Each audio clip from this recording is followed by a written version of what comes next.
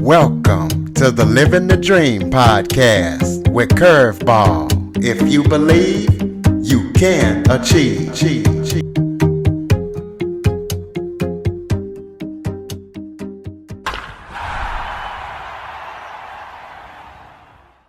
Welcome to the Living the Dream with Curveball podcast, a show where I interview guests that teach, motivate, and inspire. Today, I am joined by health coach Kim Rahir. Kim was diagnosed 10 years ago with MS, but she chose to ignore her doctor's advice and do it a different way.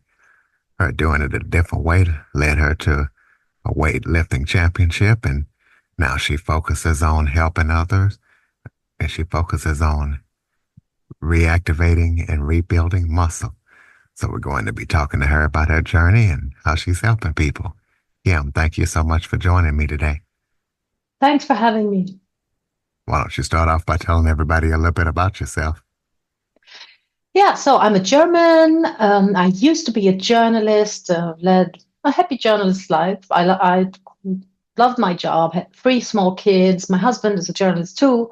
So we actually traveled the world. We moved every 4 years, and I thought that everything was fine. I had a great job. I had my 3 kids, and then I fell ill from one day to the next with a very tricky autoimmune thing that's called a syndrome Guillain-Barré. Sent me to hospital where I was paralyzed after 3 weeks. My legs were just not moving. It was paralyzed from the hip downward, which was a very traumatizing experience. And I think it sort of shaped my mind for the years after that. This happened when I was 45, and I felt so powerless in the hospital that I think the seed was planted then that I never wanted to give up my power again. Now, this thing was a one-off, and I healed, got sort of like a new lease on life, and was very grateful. Already saw things differently after this, different perspective. Just, for example, being grateful for being able to walk. Till this day, every step I take, I'm aware that this is a gift. But it didn't end there. 2 years after that, I felt my left hand going numb, and I knew that wasn't good. They checked me, and after another year, when I had a second relapse like that, I was diagnosed with MS, multiple sclerosis, which is a condition that you do not know where you're going. It's different for every single person, so it's super, super scary. I only had my numb left hand, and it's actually numb to this day. So I could still walk and everything, but still those were dark moments because I thought this is like really a low blow after the first thing that happened to me, which was quite traumatizing. Also, my kids were small at the time. So I'm still not done with this. I thought this is heavy.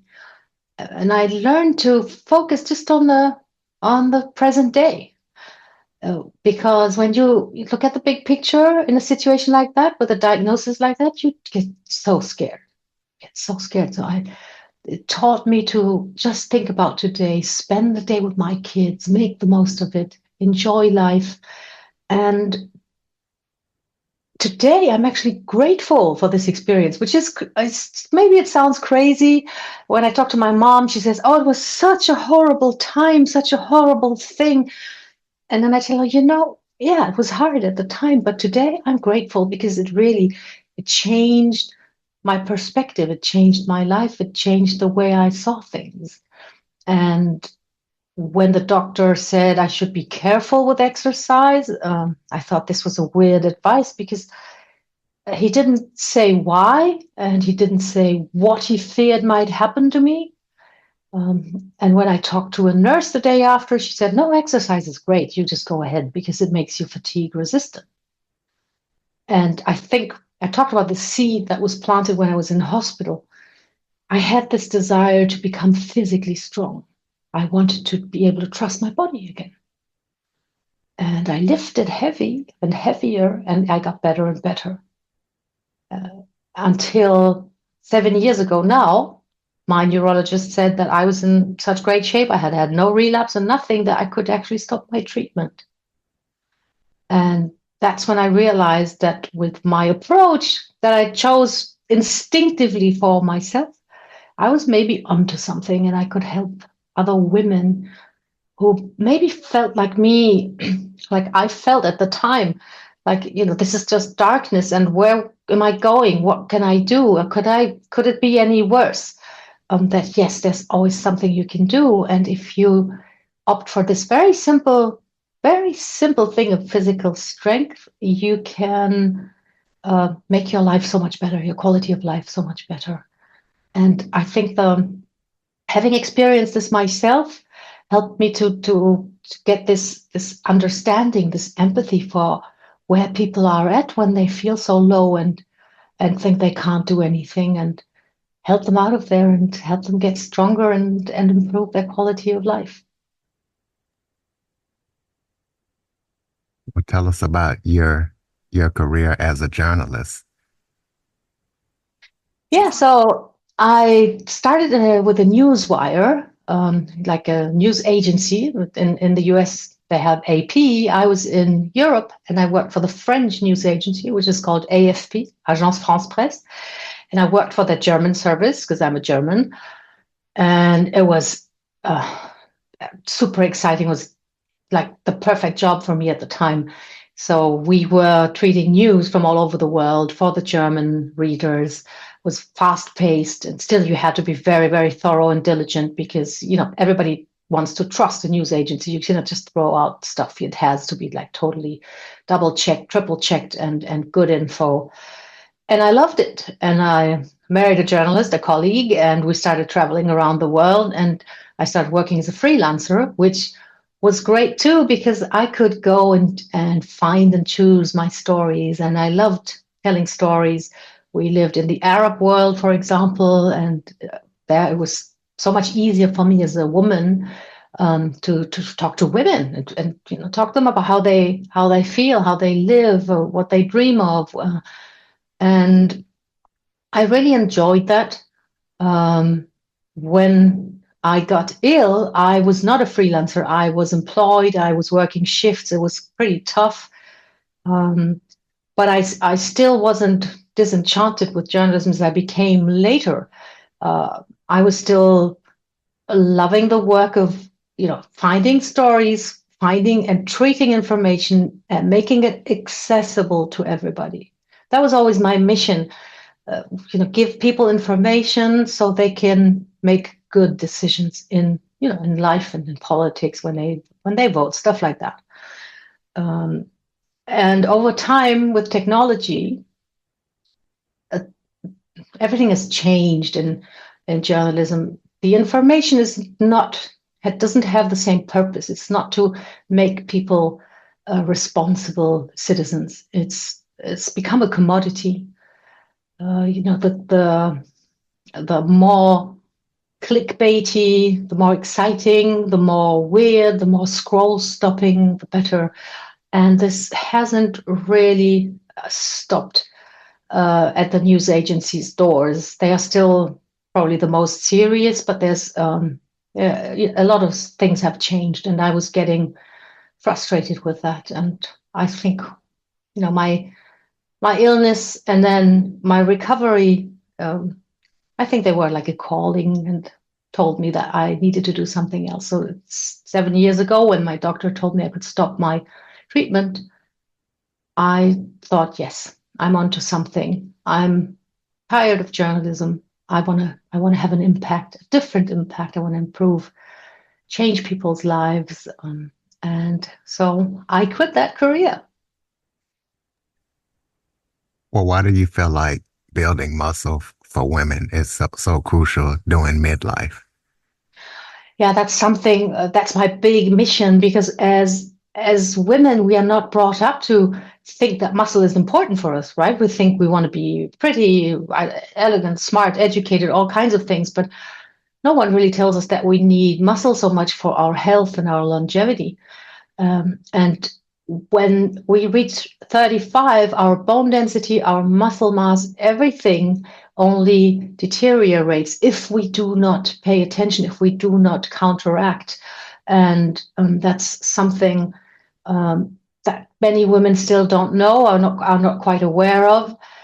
And we know now, I mean, I experienced this through my personal story, and I realized, I felt in my fibers, like literally how much better my health was, also my mental health. But by now we have so much science. We know that like muscle is actually the organ of longevity, and it improves your quality of life tremendously if you're physically strong. And because women still have hesitations or do not have this sort of in their like ingrained in their upbringing and their education, I'm out here on a mission telling every woman you need muscle and your life will be better. Your metabolic health will be better. Your joint health will be better. Your cardiovascular health will be better.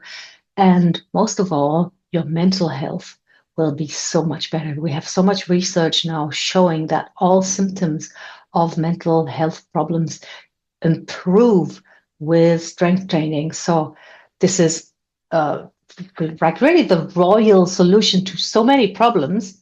And I love it also because it's simple. You don't even need a gym. I work with my clients that most of them, they just want to train in their homes, and it's totally possible. It's simple. It's kind of democratic because you don't need equipment. You don't need to be the member of a fancy club. You just need your body, and make the decision that you want to get strong, and then you can do this. So what advice would you give women who say that, it's too late for them to start getting strong? Yeah, it never is. It's amazing what the human body can do, actually. And already, I think in the 80s, there were studies already when researchers went into retirement homes, and they had like strength training programs for people. Some of them were in their 90s, and they got stronger with a bit of training.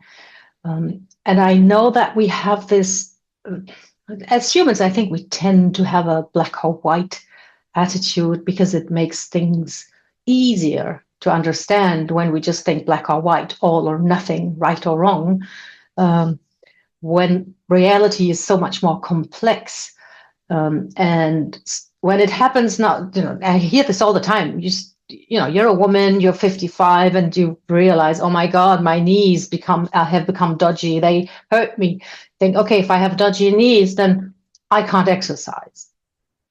When you can work around this. Same thing, you have maybe an achy shoulder, or it could be your wrists, your ankles. As we age, of course, we have limitations in our body, but we can always work around that. And no matter where we are at, we can always do something if we accept that things might not be perfect, but it's never too late. You can start anytime, and the human body at any age actually will react to that stimulus and build muscle and become stronger. Well, for someone who wanted to start strength training during their midlife, what advice would you give them on the best way to start? What you want to do first, I think, is have like really an assessment of what your status is. And there's a free assessment on my website that you can take to get a good idea of where you are at, because everybody has their own history, and the older we are, the more history we have, and the more individual and unique it is. So you really want to know what is your actual physical strength right now, what's your mobility, what can you do, and as soon as you have a very clear picture of what your status is from an exercise point of view, you can then start doing the exercises that are possible for you. Still a bit challenging, but won't hurt you, won't injure you, won't overwhelm you, but won't be boring either. And for most women, that starts with simple body weight exercises where we start managing and lifting our body weight, even partially. Sometimes we have to take a step further back and start with a gentle activation, because when you haven't moved for a long time, like the connection between your brain, your central nervous system, and your muscles sort of falls asleep a little bit. The muscle contraction and strength actually, and exertion of strength is actually a matter of the quality of the signal that goes from the nervous system to the muscle. So sometimes we have to wake that up, rekindle that connection, sort of put the muscles online again before we start with the actual strength training. But it works well because the human body is such a miracle, and when you ask it to do things, it will start preparing and getting stronger to be able to do those things. If you do not challenge the body, it's ruthless. It will really switch the muscles off. It will let them atrophy. It will think, okay, we're not needing this part of the body, so we're not going to give it any resources. I think we don't quite always understand that even in our brain and body, it's all about allocation of resources, and we have to make sure that our muscles demand those resources, by stimulating and training them. Well, give some nutritional tips for those who want to start the strength training in midlife. Like what kind of things should they eat? Yeah, it's actually quite simple. That doesn't mean that it's super easy, but you want to have protein at every meal for two reasons. Protein is the one macronutrient that will help you build muscle, that will help you repair tissues, that will help you produce immune bodies also. It's a very, very constructive macronutrient that will really help you with repair, with maintenance of your bodily tissues. And you have to have it at every meal because the body cannot store protein. It gets broken down and built up again all the time, like 24/7. The body can store fat very well. We know that, unfortunately. And it can store carbohydrates and sugar like in the muscles and in the liver. So we can carry some stocks of that around with us, but we cannot store protein. So that's something that we want to have at every meal. If you make that your baseline for your meal, then you want to load up on vegetables and have some fruit to make sure you get all the nutrients and enzymes and micronutrients and phytonutrients and what have you that your body needs to function. And that's it. For the rest, if you're still hungry, you have whatever you enjoy, whatever you love. If you have like your basic nourishment of protein and veggies and fruit, you're going to be thriving, very healthy, and you're going to build muscle and strength and feel really good about yourself. Okay, well, tell us about any upcoming projects that you're working on that people need to be aware of.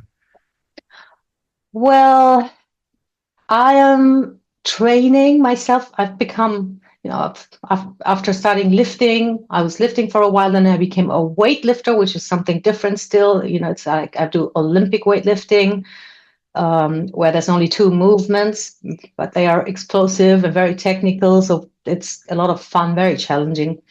So I am working and training for a new European Championship next year. It's in May, and you believe it or not, the preparation starts now.